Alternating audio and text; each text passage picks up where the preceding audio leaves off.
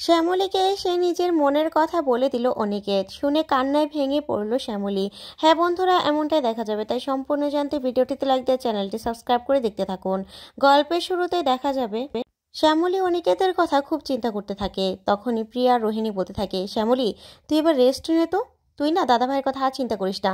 বাবা তো হিরণময় কাকুর সঙ্গে কথা বলেছে, তাহলে তুই এবার রেস্ট নে, ঠিক আছে, আমরা যাচ্ছি। এই বলে প্রিয়া আর রোহিণী সেখান থেকে চলে যায়। তখন শ্যামলী বলতে থাকে, না না, আমি নিশ্চিন্তে কিছুতে বসে থাকতে পারছি না। আমি হিরণময় কাকুকে নিজে থেকে একবার ফোন করে দেখি। বাবা কথা তো বলেছে, তাও আমি একটু কথা বলে দেখি। এই বলে শ্যামলী ফোন করতে থাকে, কিন্তু হিরণময় কাকু কিছুতেই ফোন রিসিভ করে না। তখন শ্যামলী বলতে থাকে, তোর ফোনটাই তো ধরলো না।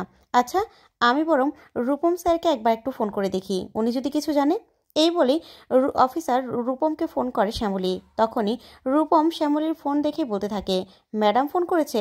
তারপরে ফোনটা রিসিভ করে বলতে থাকে, হ্যাঁ ম্যাডাম বলুন, আমি সবটা শুনেছি তো, স্যার আমাকে ফোন করে বলেছে, আমি ব্যাপারটা দেখছি, আপনি একদম চিন্তা করবেন না। তখনই শ্যামলী বলতে থাকে, আসলে আমি না স্যারের ব্যাপারে খুব কনসার্ন, তাই স্যারের যেন কিচ্ছু না হয়, আমি সেই জন্যই ফোন করেছিলাম।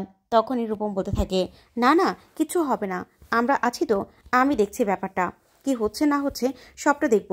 মন্দিরে ঢুকে তারপরে এরকম করে আক্রমণ করেছে, তাকে তো খুঁজে বের করতে হবে। তখনই শ্যামলী বলতে থাকে, আচ্ছা অফিসার, আমি একটা কথা বলবো। তখনই অফিসার বলতে থাকে, হ্যাঁ বলুন ম্যাডাম। তারপরে শ্যামলী বলতে থাকে, আমি আপনাকে একটা ফোন নাম্বার দিচ্ছি, ঠিক আছে। তারপরে তিশার ফোন নাম্বারটা রূপমকে পাঠায় শ্যামলী, আর পাঠিয়ে বলতে থাকে, এটা হলো তিশা বৌদি, মানে আমি বৌদি বলি, তার ফোন নাম্বার। ওনার ফোন নাম্বারের উপর নজর রাখলেই কিন্তু আমার মনে হচ্ছে অরু দাদার একটা খোঁজ পাওয়া গেলেও যেতে পারে, তাই ওনার ফোন নাম্বারটার উপরেই নজর রাখবেন, ঠিক আছে। আর এটা যেন জোড়াবাড়ির কেউ জানতে না পারে যে আমি ওনার ফোন নাম্বার আপনাকে দিয়েছি, ঠিক আছে, এটা পার্সোনালি করতে হবে। তখনই অফিসার রূপম বলতে থাকে, আচ্ছা ঠিক আছে ম্যাডাম, আপনি চিন্তা করবেন না, আমি পার্সোনালি ওনার ফোন নাম্বার ট্র্যাক করেই দেখার চেষ্টা করছি, ঠিক আছে, ফলাফল আপনাকে জানাবো। তখন শ্যামলী বলতে থাকে, ঠিক আছে। এই বলে ফোনটা রেখেই শ্যামলী বলতে থাকে, যাক এতক্ষণ একটু নিশ্চিন্ত হয়েছি। অন্যদিকে দেখা যাবে অনন্যাকে অনিকেত বলতে থাকে, অনন্যা তুমি সব কি বলছো? তখন অনন্যা বলতে থাকে, হ্যাঁ অনিকেত, আমি তোমার চোখে শ্যামলীর জন্য যে অনুভূতিটা দেখেছি, আমি শ্যামলীর চোখেও তোমার জন্য ঠিক একই অনুভূতি দেখেছি। শ্যামলী একটুখানি কষ্ট পেলেও তার কষ্টে তুমিও কষ্ট পাও। তখনই অনিকেত বলতে থাকে, আচ্ছা অনন্যা, তুমি এরকম বন্ধুত্ব কি কোনোদিনও দেখোনি? এরকম বন্ধুত্বের জন্য টান কোনোদিনও দেখোনি? তখন অনন্যা বলতে থাকে, না, এরকম বন্ধুত্ব আমি কোনো দিনও দেখিনি অনিকেত, তার জন্যই তো তোমাকে আমি জিজ্ঞাসা করছি।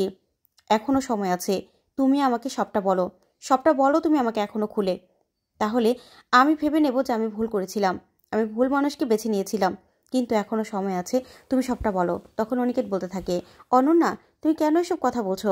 তখন অনন্যা বলতে থাকে, হ্যাঁ অনিকেত, আমি অনেকটা বুঝতে পেরেছি, তোমার আর শ্যামলীর যে টানটা দুজনের মধ্যে আছে না, সেটা কোনো বন্ধুত্বের মধ্যে নেই, বুঝতে পেরেছো?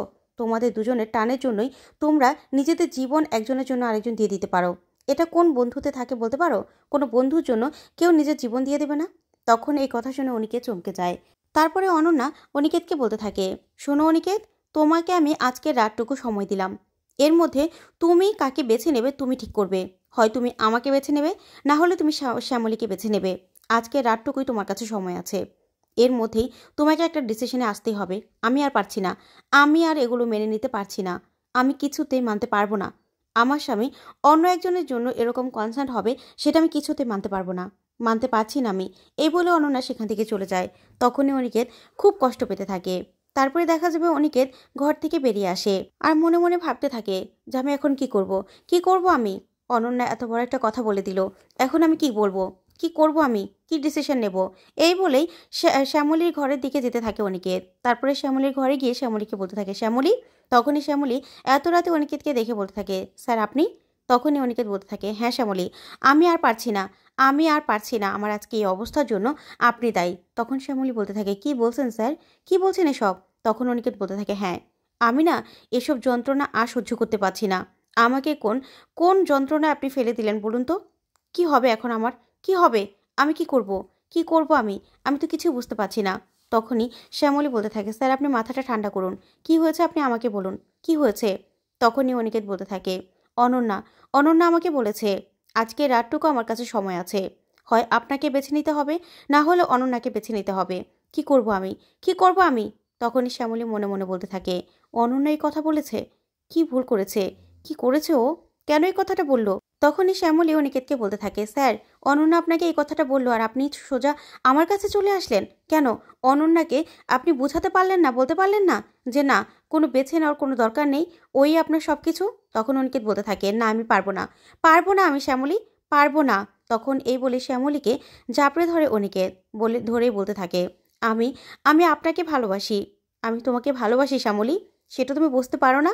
আর কি করলে তুমি বুঝতে পারবে বলো, কি করলে? তখনই শ্যামলী এই কথা শুনে অবাক হয়ে অনিকেতের দিকে তাকিয়ে থাকে। তখনই অনিকেত বলতে থাকে, হ্যাঁ আমি তোমাকে ভালোবাসি, ভালোবাসি আমি। তখন শ্যামলী বলতে থাকে, স্যার এটা আপনি কি বলছেন? তখনই অনিকেত বলতে থাকে, হ্যাঁ তুমি কি কিছুই বুঝতে পারো না? কিছুই বুঝতে পারো না তুমি? কেন বুঝতে পারো না? তোমার ইগো সবসময় জিতে যায়, তোমার ইগোর জন্য আজকে দুজনের আমাদের দুজনের এই অবস্থা, এই অবস্থা আমাদের। তখন শ্যামলী বলতে থাকে, তাহলে স্যার আপনি কেন অহনার সঙ্গে চলে গিয়েছিলেন? তখন অনিকেত বলতে থাকে, আমি ভুল করেছিলাম, ভুল করেছিলাম, আমি তার জন্য ক্ষমা তো চেয়েছিলাম, কিন্তু তুমি তোমার ইগোর জন্য আমাকে ক্ষমা করনি, ক্ষমা করনি আমাকে। তখনই শ্যামলী অনিকেতকে বলতে থাকে, আজকে আজকে যেমন করে আমার কাছে বলছেন, সেদিন কেন এরকম করে বললেন না আপনি স্যার, কেন? তখনই অনিকেত বলতে থাকে, আপনি অন্ধ, সেই জন্য আপনি দেখতে পাননি, আপনি অন্ধ হয়ে গেছেন শ্যামলী, ইগোর কারণে আপনি অন্ধ হয়ে গেছেন। তখন শ্যামলী বলতে থাকে, না স্যার আমি অন্ধ হইনি, আমি আপনার আর একটিবার ক্ষমা চাওয়ার অপেক্ষা করেছিলাম, কেন আর একটিবার এসে আমাকে আমার কাছে ক্ষমা চাইতে পারলেন না কেন? তখন অনিকেত বলতে থাকে, মিথ্যে কথা বলছেন আপনি, মিথ্যে কথা।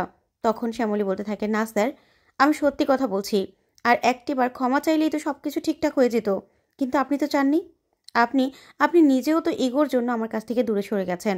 তখনই অনিকেত বলতে থাকে, তাহলে আর কি করতাম বলুন, কি করতাম আমি?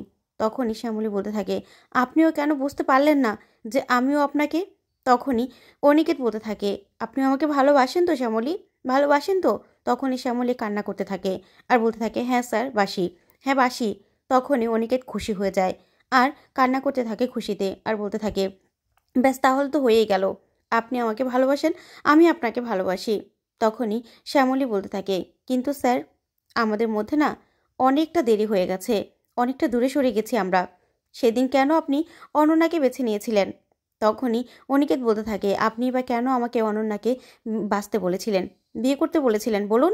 তখন শ্যামলী বলতে থাকে, কি করব স্যার, আমাদের মধ্যে অনেকটা দূরত্ব বেড়ে গেছে, আর এই কয়েক মাসে অনেক কিছু পাল্টে গেছে স্যার, এখন চাইলেও আমরা এক হতে পারবো না।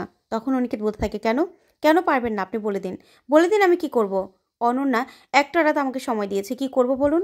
তখনই শ্যামলী বলতে থাকে, আজকের রাতটা আমিও আপনার কাছে সময় নিচ্ছি স্যার, আজকের রাতটা আমাকে সময় দিন, আমি সব কিছু ঠিক করে দেবো। তখন অনিকেত বলতে থাকে, না, সকাল হলেই যে আপনি আমাকে বলবেন যে অনন্যার হাত ধরে অনন্যাকে বেছে নিতে, সেটা আমি পারবো না, আপনাকে আমি বলে দিলাম আমি পারবো না। তখনই শ্যামলী বলতে থাকে, আপনাকে সেটা করতে হবে না স্যার, আমি বললাম তো যে আজকে রাতটা আমাকে সময় দিন, আমি সব কিছু ঠিক করে দেবো। তখন অনিকেত বলতে থাকে, ঠিক আছে শ্যামলী, আমি সকালবেলায় ভোরে আলো ফুটতে আপনার কাছে আসবো, ঠিক আছে? এই বলেই অনিকেত সেখান থেকে খুশি হয়ে চলে যায়।